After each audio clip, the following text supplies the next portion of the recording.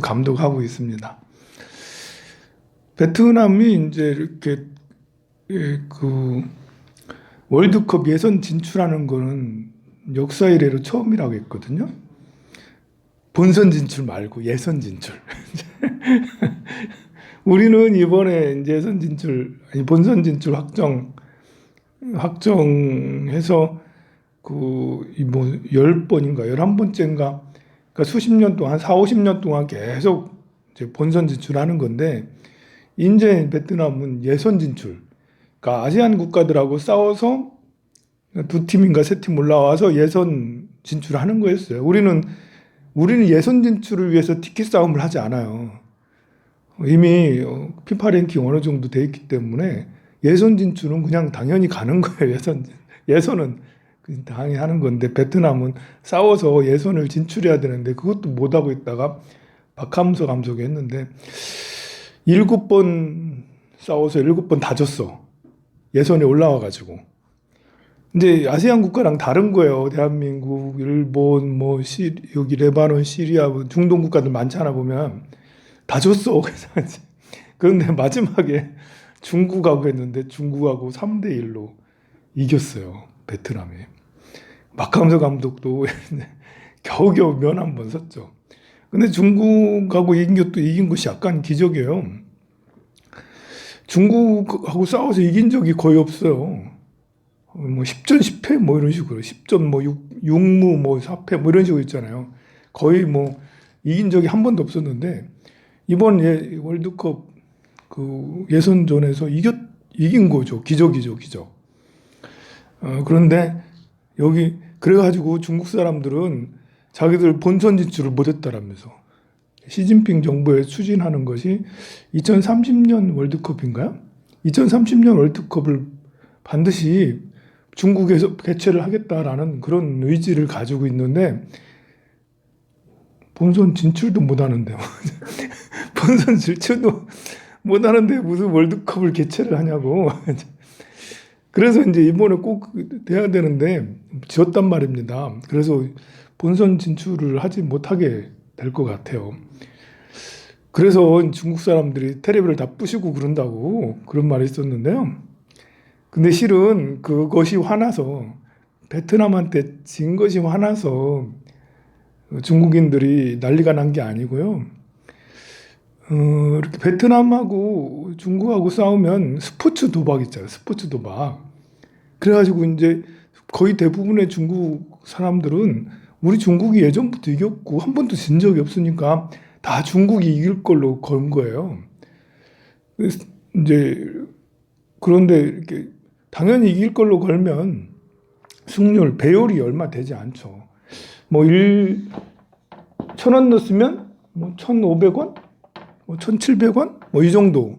근데 이제 베트남은 1,000원 넣었으면 4,000원, 뭐 3,000원, 4,000원.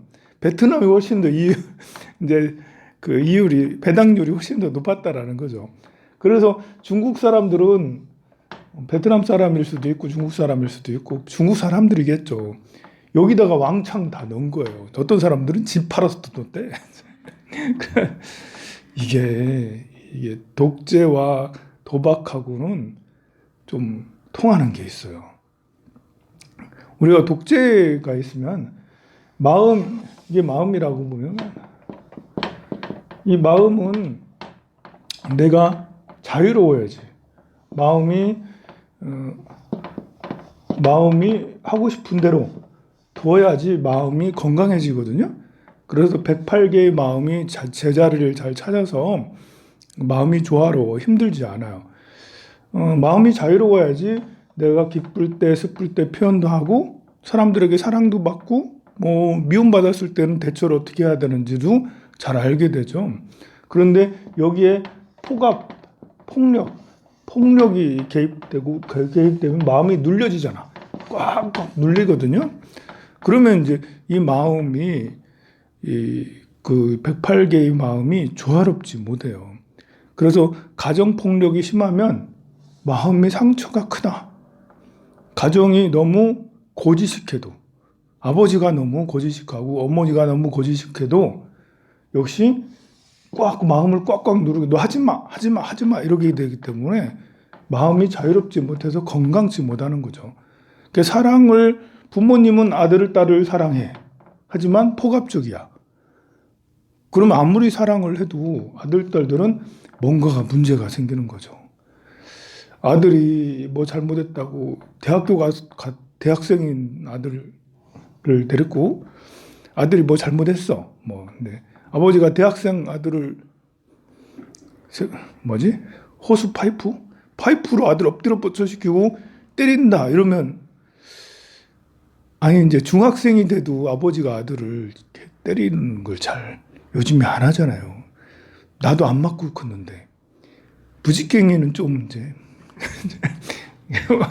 내가 뭘 잘못했는지 모르겠지만 기억나는 게 우리 모친이 부직갱이 들고 날 쫓아오더라고.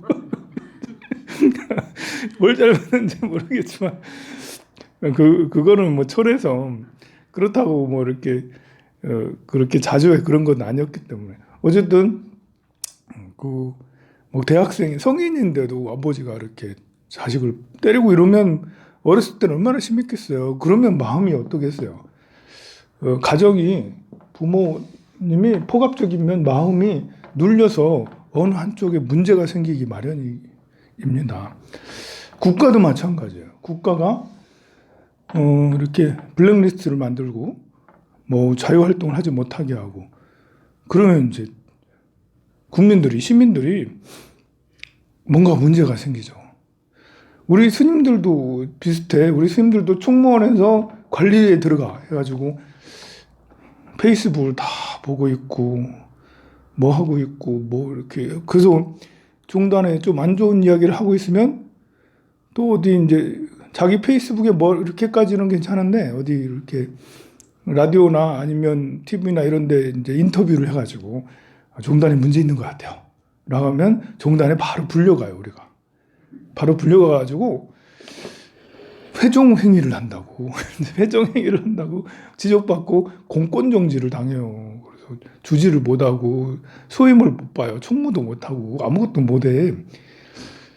뭐 참선하러 선방만 다니면 아무 상관이 없겠지만 그래도 뭐 이렇게 어디 가서 소임도 살기도 하고 포교도 하고 그래야 되는데 아무것도 임목장을 못 받으니 그러니까 뭘 일하려고 하는 스님들은 종단에 어떤 일이 생겨도 아무 말을 못하는 거죠.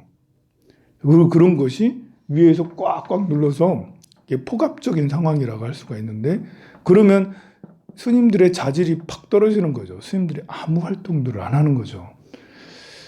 그리고 뭐 이렇게 활발한 언론 활동, 문화 활동 또는 주체적인 어떤 이제 그런 활동들이 불교 내에서 스님들 내에서 거의 사라지고 있잖아요, 지금.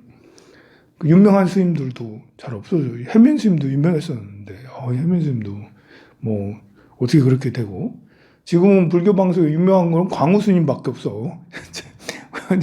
불교 내에서 해국 스님 같은 큰 스님은 이제 연세가 많으셔서 또 옛날 스님이라서 이제 사람들한테 이제 점점 멀어지고 있고 그럼 젊은 스님들 또는 이제 40, 50대 스님들이 나타나야 되는데 40, 50대 스님들이 없어. 찾아도 그런 것들은 포갑적인 상황이 되면 인물들이 다 죽어나가는 거죠. 중국이 14억 인구인데 14억 인구면 축구를 하면 우리보다 훨씬 잘하는 사람들이 많이 나와야 될 거 아니에요. 근데 우리랑 중국 하면 중국 우리가 이겨 맨날. 왜 그러겠어요? 이렇게 포갑적인 상황, 누르는 상황이 되니까 시민들, 국민들, 자질들이 툭툭 떨어지는 거예요. 자유롭게 하지 못하니까 체육활동, 문화활동, 뭐 우리 K-미디어 콘텐츠 뭐 이렇게 이번에도 지금 우리 학교는 이게 또 대박이 났다 하더라고요. 또 이제 전 세계 1위를 또 찍었대. 아직 보지는 않았는데 그러니 뭐 저는 작년에 오징어 게임, DP, 뭐 지옥 뭐 이런 굉장히 심지어 차차차까지 차차차는 우리 갯마을 저기 이제 좀 우리 같은 느낌이잖아요. 차차차가 안 봤어요? 차차차 신민아 나오고 하는 거 있어. 텔레비는 안 보니까 여러분들. 아니 나 차차차를 보고 차차차가 어떻게 세계 그 동남아시아 싹쓸이하고 미국에서도 차트 하나 들고 뭐 이렇게 전 세계에 아주 유명해. 아 이거 또 오징어 게임이야 유명하고 뭐 랭킹 1위 간다 할 수 있겠지만 오 처처처거 그러네. 그래서 그냥 우리 그냥 시골에 갯마을 가가지고 이렇게 남녀가 서로 사랑하는 그런 이야기들이에요. 이제 그런 이야기들인데 이렇게 소소한 재미가 있어 그거 보면. 그런데 그런 것이 세계에서 이렇게 탑 1등을 찍은 건 아니지만 탑 10 안에 늘 있다라는 것이 너무 신기한 거예요. 그래서 우리나라의 콘텐츠들이 뭐 음악뿐만 아니라 이런 콘텐츠들이 그 하는 것들도 우리 정치적 상황하고 밀접한 관계가 있죠. 우리 박근혜 보살님 시절만 해도 헬 조선하면서 우리 이민 가야 된다고 보고 그러고 그때 블랙리스트 만들어 가지고 다 검열하고 막 그랬었잖아요. 그래서 언론인들하고 문화인들, 연예인들 정말 많이 힘들었거든요. 그때는 별 두각을 못 냈는데, 근데 단 몇 년 사이에 이렇게 지금 정부는 그런 걸 자유롭게 하잖아요. 그냥 놔뒀을 뿐인데, 지금 정부가 잘한 것도 아니야. 그냥 놔뒀어. 검열 안 하고 마음대로 하세요라고 했을 뿐인데도 우리는 아주 질주하게 쫙 올라가고 막 그러고 전 세계에 탑을 찍고 계속 그러고 있잖아요. 중국은 꽉꽉 누르니까 나타난 현상들이 바로 시민들이 중국 국민들이 도박에 빠졌다. 이제 옛날부터 중국인들 도박 좋아하는 거는 뭐 알아줬어요. 우리나라도 뭐 옛날엔 투전 해가지고 집 날려먹고 하는 가정 파탄시키는 이런 게 많았는데요. 가만 보면 그런 것이 있을 때는 독재 시절 꿈이었고 미래가 없을 때 사람들이 그런 데 거는 거예요. 이제 복권에도 이렇게 적당히 하는 건 괜찮지만 중국인들은 복권도 미쳤고요. 지금 말하는 축구 스포츠 도박도 미친 거예요. 그래가지고 집 날리고 뭐 날리고 한 사람들이 많은 거예요. 이렇게 꽉꽉 누르면 독재가 심하면 많은 곳에서 이제 이렇게 뒤에 보이지 않는 그런 곳에서 문제들이 변태들이 많이 일어나고 꿈과 희망이 없으니까 하고 싶은 것들을 제대로 해내지 못하는 거죠. 우리나라에서는 이제 여성들이 많이 눌려서 살았고 아직도 여성들이 길을 못 펴고 있거든요. 이 문제는 굉장히 심각한 거예요.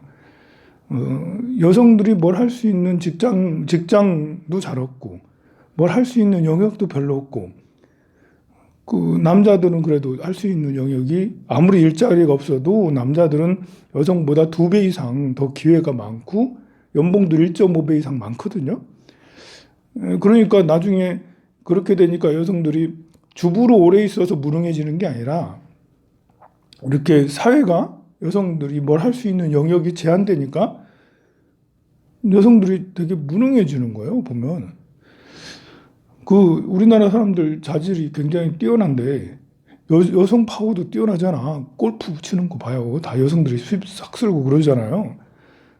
그런데 이렇게 사회적 분위기가 성이 평등하지 않기 때문에 여성들 스스로 모르게 무능해지고 막 그러는 거야.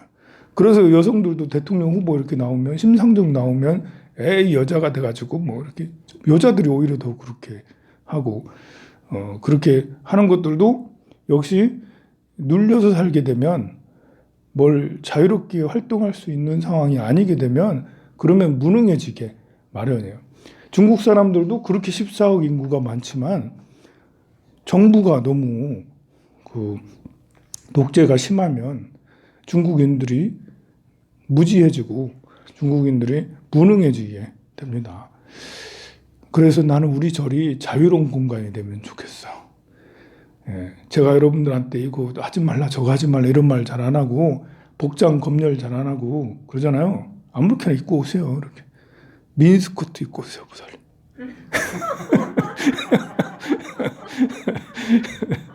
그래 이제 복장이 별거 아닌 것 같아도 여러분들 그게 신경 쓰이는 사람들은 되게 신경 쓰이거든요. 옷차림이라든지 행동거지라든지 이런 것들도 뭐 쓰리바를 찍찍 끌고 다닌다, 뭐 껌을 씹고 찍찍 다닌다 이런 게 그런 거 가지고 뭐라 하지 마세요. 그래도 괜찮아요. 그거는 본인들이 알아서 교양이 있으면 안 하고 하고 하는 거지. 옆에서 그걸 가지고 해라 마라 이렇게 되면 뒤에서 그걸 가지고 씹고 이러게 되면 불자의 자질이 떨어져요. 젊은이들은 특히나 더 안 오게 되고요. 그래서 나는 황룡사가 정말 자유로운 공간이 되면 좋겠습니다. 제가 어제 여러분들한테 밴드에다가 글을 올렸는데요. 공약을 하나 이제 선언을 했죠. 다 봤죠? 밴드? 네, 밴드에다가 제가 여러분들한테 올해 목표가 이제 보현행품 1만 권 법보시다. 그래서 여러분들한테 우리 절에서 일단은 1만 권을 찍을 거고요. 당장 1만 권 찍는다는 건 아니고요. 처음 초판은 그렇게 안 찍고 올해 목표가 1만 권이에요. 그래서 여러분들한테 이제 다 보현행품 100번 이상 독송하게 시킬 거고, 여러분들은 이제 책을 받아가지고 10권 받아가도 되고 100권 가져가도 돼요. 많이 가져가면 더 좋습니다. 도반들에게, 친구나 이렇게 가족들에게 책을 주고 이걸 100번 독송하시라고 다들 권하세요. 그래서 한 명이 10권, 20권, 30권씩 이렇게 가져가셔서 한 번에 다 가져가라는 건 아니에요. 예, 또 가져가고 또 가져가고 절에서 계속 찍어서 계속 그렇게 할 테니까 보현행원을 행원품을 사람들이 기도할 수 있도록, 지금 금강경기도 많이 하고 천수경기도 많이 하는데 그 이상 사람들이 보현행원 기도를 할 수 있도록 한번 우리가 이렇게 꿈을, 원력을 세워서 했으면 좋겠어요. 제가 늘 말하잖아요. 이번 사이클 이민년부터 개축년까지 이 12년의 새 사이클이 시작되는 이때 씨앗을 잘 뿌리면 좋다. 그래서 보현행원의 씨앗을 뿌리겠다 라고 하니까 여러분들 적극 동참해서 이달 말부터 책을 배포를 시작할 거예요. 그러면 겨우 10,000권 이렇게 될 수 있도록 올해 한 10만 권까지 나가면 정말 좋고요. 성불하세요.